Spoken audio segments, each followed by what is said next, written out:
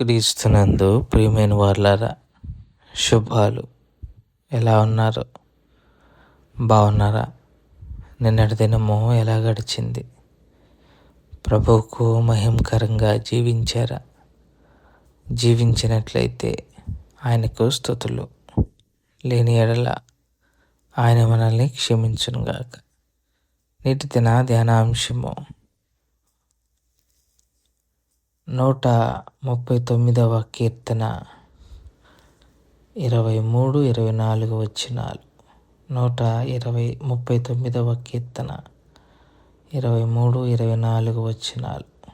దేవా, నన్ను పరిశోధించి నా హృదయమును తెలుసుకొనుము. నన్ను పరీక్షించి నా ఆలోచనలను తెలుసుకొనుము. నీ ఆయాసకరమైన మార్గము నా యందున్నదేమో చూడుము. నిత్య మార్గమున నన్ను నడిపించుము. దేవుని వాక్యాన్ని మన వినికిడిలో దీవించి ఆశీర్వదించునుగాక. దావీదు ఈ కీర్తనను కానీ రాసినప్పుడు ఈ కీర్తన వెనక ఉన్న దావీదు ఉద్దేశాన్ని మనము గ్రహించుకోవాలి. అదేంటి అని అంటే, ఆయనకు మరుగై ఉన్నదంటూ ఏది లేదు. అది నా శరీరమైన, నా శరీరము లోపల ఉన్న అవయవములైన, చివరిలో నా మనసైన, నా హృదయమైన, ఇవి ఏవి కూడా ఆయనకు తెలియకుండా ఆయన దాటి ఉండవు. ఆయన సమస్తము ఎరిగిన దేవుడు, సమస్తమును మార్చగలిగిన దేవుడు, సమస్త స్థితిగతులను నిర్మించిన దేవుడు. అందుకే ఈ కీర్తన ఒక ప్రత్యేకమైన కీర్తన. దావీదు ఈ కీర్తనలో ప్రారంభంలోనే చెప్తాడు, కూర్చునుట, లేచుట, పండుకొనుట నీకు తెలుసు. ఆకాశంకి ఎక్కిపోవదని అక్కడ ఉన్నావు, పాతాళంలోకి వెళ్తే అక్కడ ఉన్నావు, సముద్ర గర్భంలో అడుగున వెళ్తే నువ్వు అక్కడ ఉన్నావు, నా చుట్టూ ఉన్నావు అని చెప్తాడు. ఆ తర్వాత కొద్దిగా ముందుకెళ్తే ఈ 139వ కీర్తనలోనే తన యొక్క జననం గురించి మాట్లాడతాడు. తనను చేసిన నిర్మాణము రీతిని దేవుని దగ్గర ప్రస్తావన చేస్తాడు. భయము, ఆశ్చర్యం కలుగుతుంది అని అంటాడు. నా ఎముకలలో ఒక్కటైనా నీకు మరుగై ఉండలేదు అని అంటాడు. మళ్ళీ ఇక్కడ కూడా ఆయనకు తెలియకుండా ఏమీ లేదు అని ఆయన అర్థం. ఇక చివరికి వచ్చేసరికి మనం చదువుకున్న లేఖన భాగానికి వచ్చేస్తే, నన్ను పరిశీలించి నా హృదయమును తెలుసుకొను, నన్ను పరీక్షించి నా ఆలోచనలు తెలుసుకొనుము అంటున్నాడు. అంటే ఆయన తెలుసుకోగలడు. ఆయన మన ఆలోచనలు తెలుసు,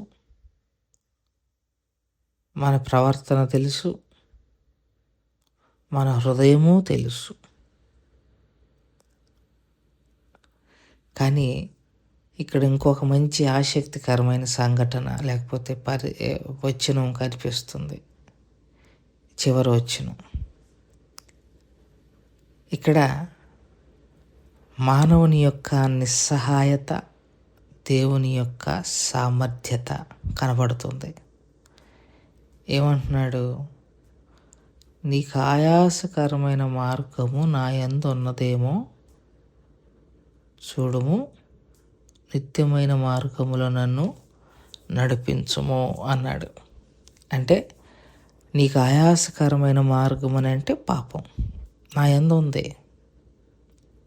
ఇక్కడ దావీదు నాలో నీకు ఆయాసకరమైన మార్గం ఉంది, అయితే దాన్ని తీసేసుకునే సామర్థ్యం ఇవ్వు అని అనట్లా, నువ్వే తీసేయి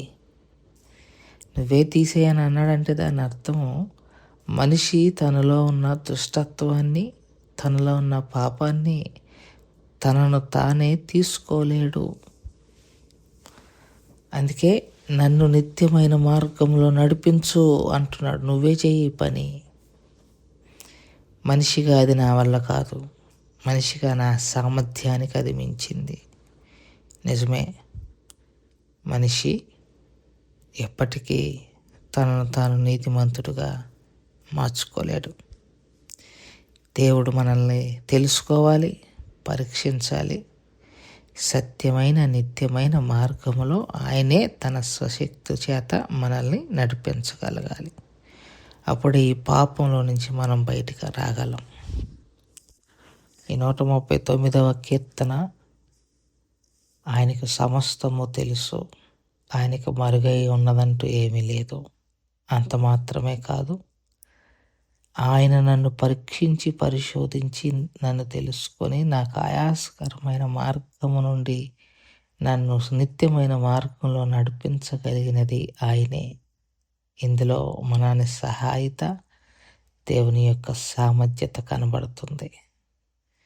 ఈ ఉదయకాల సమయంలో నీ గురించి ఆయనకు అన్నీ తెలుసు. ఏం వరి అవ్వద్దు.